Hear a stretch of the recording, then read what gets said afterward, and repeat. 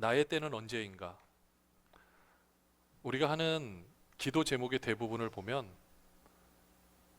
내가 원하는 나의 때가 이루어지는 기도 제목들로 기도하는 걸 보게 됩니다. 내 환경은 언제 바뀔 것인가? 나의 전생기는 도대체 언제 올 것인가? 내가 생각하는 어떤 모습을 놓고 그 때가 이루어지기를 간절히 기도하고 있었습니다. 그게 우리의 기도하는 모습일 거예요. 오늘 말씀에 등장하는 제자들도 상황은 비슷합니다. 예수님께서 승천을 앞두시고 있는 그 중요한 순간에 제자들이 예수님께 물어보는 질문은 무엇이었습니까? 이스라엘을 회복하심이 이때니까. 이건 그들의 평생 기도 제목이었어요. 그들의 염원이기도 했습니다. 그렇기 때문에 마지막으로 예수님께 물어보고 싶었던 거죠. 이제는 그때가 이루어질 거라고 알았습니다. 예수님도 대답을 했습니다. 그때가 이루어질 것이다. 그러나 너희들이 원하는 방식, 너희들이 생각하는 방식이 아닌 하나님의 방식, 하나님의 때에 이 모든 것이 이루어질 것이다 라고 이야기를 했습니다. 제자들은 이해가 가지 않았을 겁니다. 아니, 내 때는 충분히 된 것 같은데, 아니 이 정도면 다 한 거 아니야? 우리 이 정도면 충분히 훈련 받았고, 아니 우리가 그렇게 기도 열심히 했는데 이제는 돼야 되는 거 아닌가? 여러분들, 이 제자들의 마음이 우리들의 마음과 비슷하지 않습니까?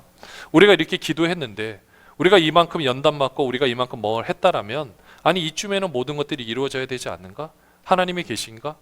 우리가 감히 그렇게 말을 못하지만 우리의 마음 한켠에는 여러 가지 많은 생각들이 우리를 지배할 때가 있는 것을 보게 됩니다. 그런 예수님의 그런 제자들의 모습, 그런 우리들의 모습, 우리는 다 됐다고 생각하죠. 근데 우리가 제자들의 모습을 보면은요, 아직 다 되지 않았다라는 모습들을 볼 수가 있는 것이 누가복음 9장 54절에 보면은요, 이게 불과 몇 달 전의 일이에요.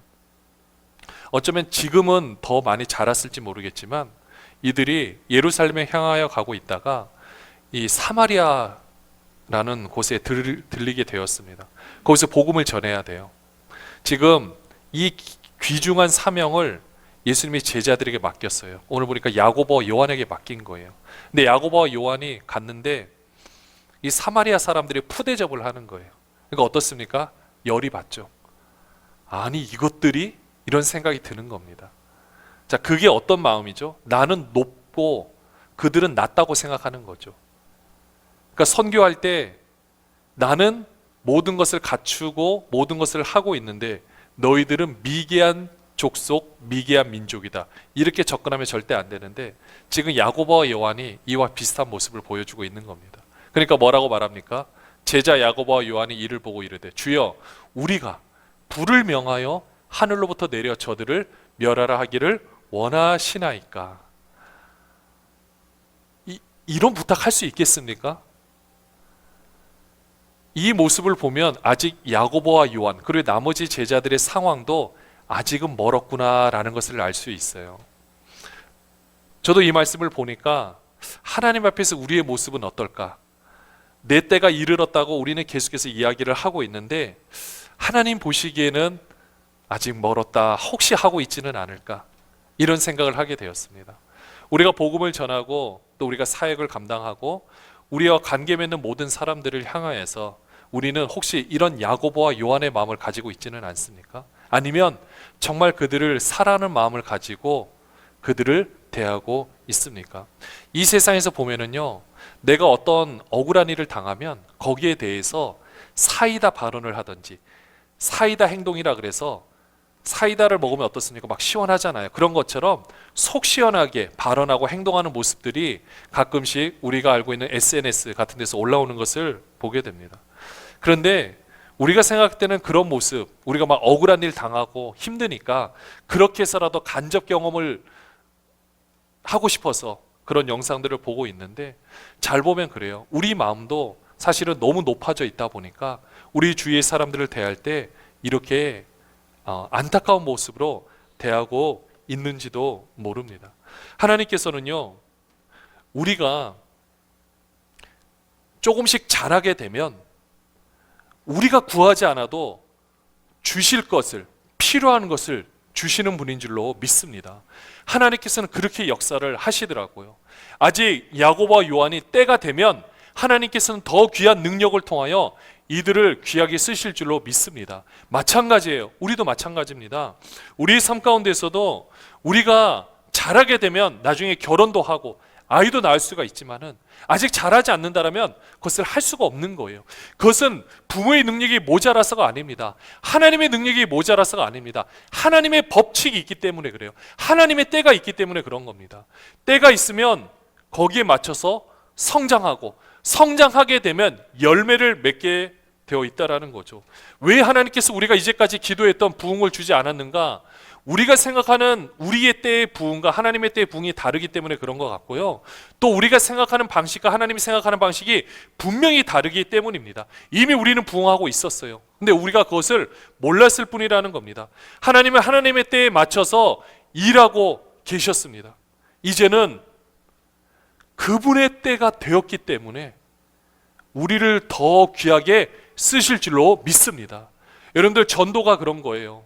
우리는 나가서 그때 전도하면 그 사람이 딱 믿게 돼서 교회에 오게 되면 나의 전도로 됐구나 라고 생각할 수 있겠지만 아닙니다.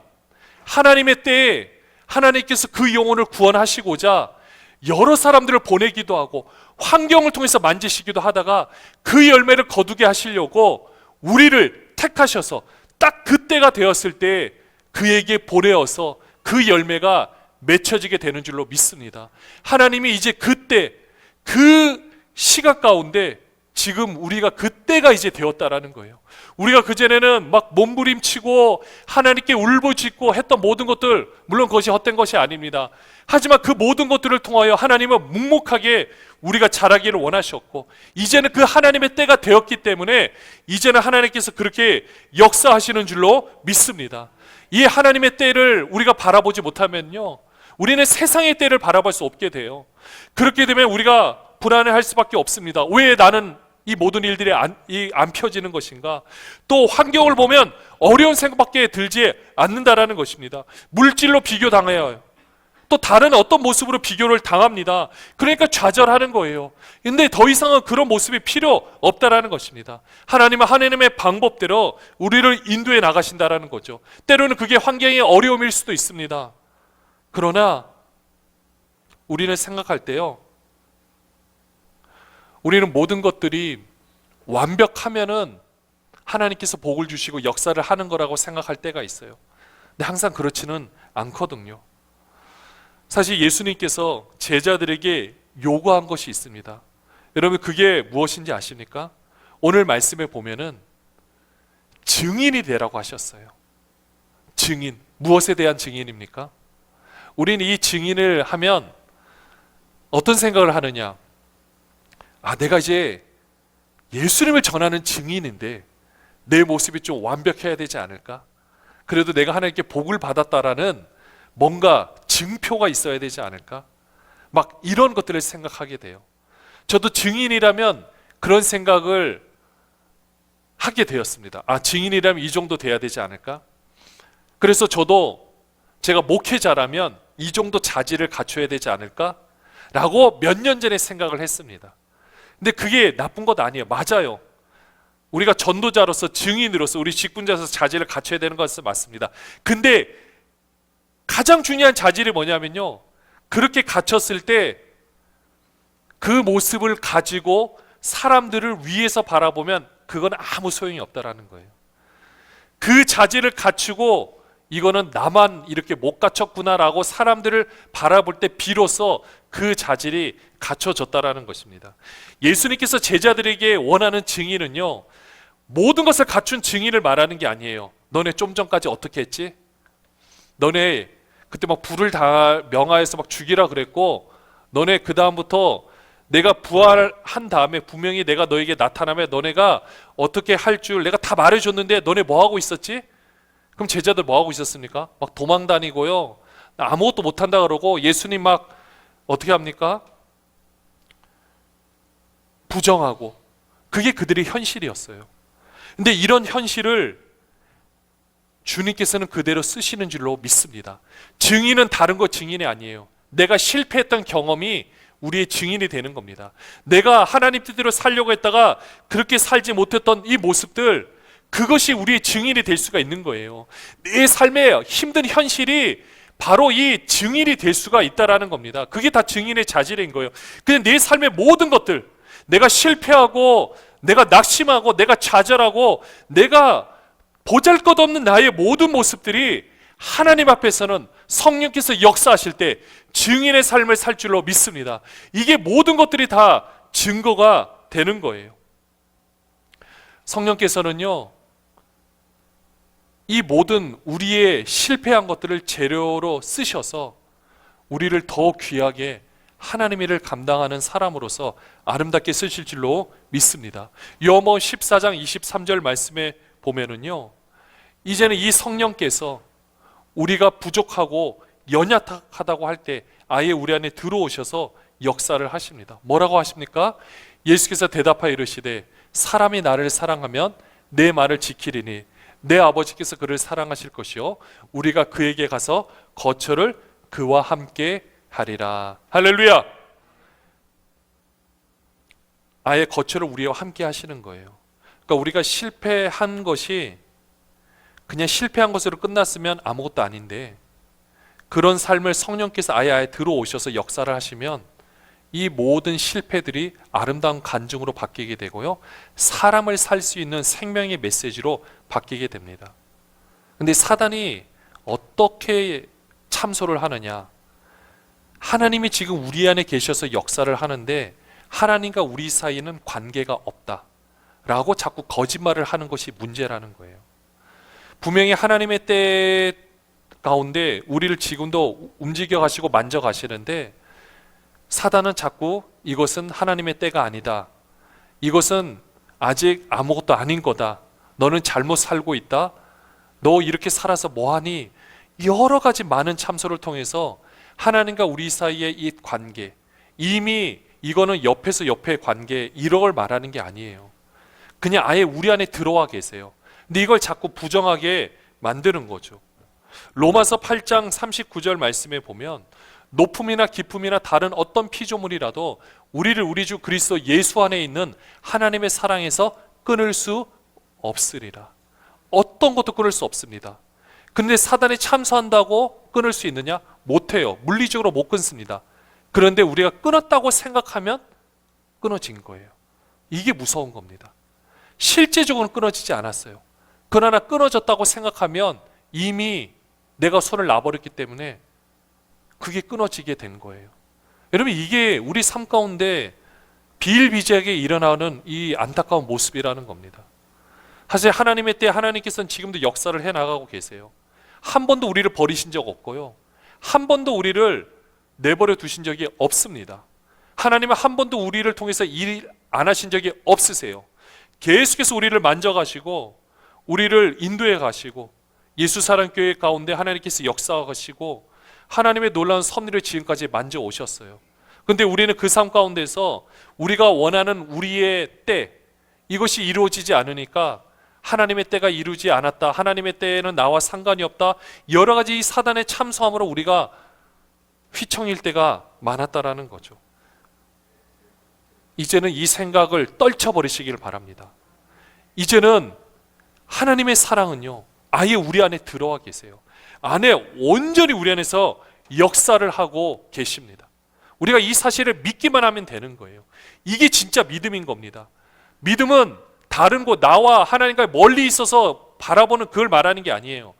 아예 내 안에 들어오셔서 지금 내가 바라보고 내가 외치고 내가 하는 모든 것들이 다 하나님이 하시는 줄로 믿습니다. 그것을 믿게 되면 놀라운 역사들이 나타나는 거예요. 그래서 요한복음 15장 4절에서 6절 말씀에 보면 너무나도 중요한 비유를 말씀해 주시죠. 같이 한번 읽어볼까요? 내 안에 거하라, 나도 너희 안에 거하리라. 가지가 포도나무에 붙어 있지 아니하면 스스로 열매를 맺을 수 없음 같이 너희도 내 안에 있지 아니하면 그러하니라. 여러분들, 우리 예수 그리스도 안에 거하신 줄로 믿습니다. 예수 그리스도 안에 거하시고 예수 그리스도도 우리 안에 거하시고 계세요. 우리는 서로 그냥 붙어 있으면 돼요. 붙어 있으면 우리가 뭔가를 해서가 아니라 그 생명의 뿌리 가운데서 생명력이 그 안에 흡수가 돼서 그 줄기를 통해 가지인 우리를 통해서 열매를 맺는 줄로 믿습니다. 포도나무는요, 가지에서 열매를 맺지 포도나무 자체에서 열매를 맺지 않습니다. 하나님은요, 우리 안에 거하시는데 열매는 우리를 통해 맺게 하시는 거예요. 이게 하나님의 때 하나님께서 이루시는 방식이라는 것입니다. 15장 5절에도 보시면은요, 나는 포도나무에 너희는 가지라. 그가 내 안에 내가 그 안에 거하면 사람이 열매를 많이 맺나니 나를 떠나서는 너희가 아무것도 할 수 없음이라. 반대로 말하면요, 하나님도 우리 없이는 아무것도 할 수 없다라는 거예요. 하나님도 우리 없이는 열매 맺을 수 없어요. 하나님도 교회 없이는 열매 못 맺습니다. 하나님께서 그렇게 하실 수 있으면 따르게 하셨겠죠. 근데 하나님은요, 우리를 통해서 아예 우리 안에 거하셔서 열매를 맺게 하는 줄로 믿습니다. 이제는 그때가 된 겁니다. 이제는 정말 그때가 된 거예요. 이제는 하나님께서 우리 각 사람을 통해서, 우리 교회를 통해서 이렇게 아름다운 열매를 맺게 하실 줄로 믿습니다. 이거는 우리가 뭔가 잘못했다가 이제는 잘했기 때문에 이런 게 아니에요. 그냥 우리는 하나님 앞에서 너무나도 고귀한 존재였고 지금까지 만들어 오셨습니다. 이제는 우리가 그 하나님의 때에 부름받은 자로서 우리는 그 안에 거하면 되는 거예요. 그러면 하나님이 하신다라는 것입니다. 6절에 보시면요, 사람이 내 안에 거하지 아니하면 가지처럼 밖에 버려져 마르나니 사람들이 그것을 모아다가 불에 던져 사르느니라. 거하면 돼요. 근데 자꾸 사단이 참소할 때 나는 거하지 못해서 이렇게 생각하시면 안 됩니다. 이제부터는 안 됩니다. 이제는 하나님께서는요, 지금도 우리 안에서 마음껏 역사하시는 줄로 믿습니다. 이제는 그 움직임 거부할 수 없습니다. 이 거부할 수 없는 하나님의 놀라운 역사들이 우리를 통해서 흘러넘치고 있습니다. 이제는 우리를 통해서 우리의 자녀들, 우리의 가족들이 새롭게 될 줄로 믿습니다. 하나님의 놀라운 역사들이 정말 이 세상에 소망을 둘 수 없어서 고통당하고 있는 수많은 사람들을 하나님께서 살리셔야 돼요. 우리는 그 일에 부름받고 그 일을 감당하기 위해서 지금까지 하나님께서 하나님의 때에 우리를 움직여가고 역사하시는 줄로 믿습니다. 이제는 우리의 때를 뛰어넘은 이 하나님의 때, 성령께서 우리를 역사하셔서 수많은 영혼들을 하나님 품으로 하나님께서 인도하실 겁니다. 그 귀한 역사에 우리를 하나님께서 초대하셨습니다. 우리는 다른 거 없습니다. 그냥 그 하나님의 사랑 안에 온전히 거하시면 됩니다. 안 된다는 생각하지 마시고요, 내 생각만 가지고 말하는 것이 아니라 하나님께서 나를 통해 열매를 맺고 계시고 우리 교회를 통해서 열매 맺고 계시는구나, 내 생각이 아닌 이제는 하나님의 생각으로 바라보고 하나님께서 이루실 것을 기대하며 나가는 저와 여러분이 되시기를 주님의 이름으로 축원합니다.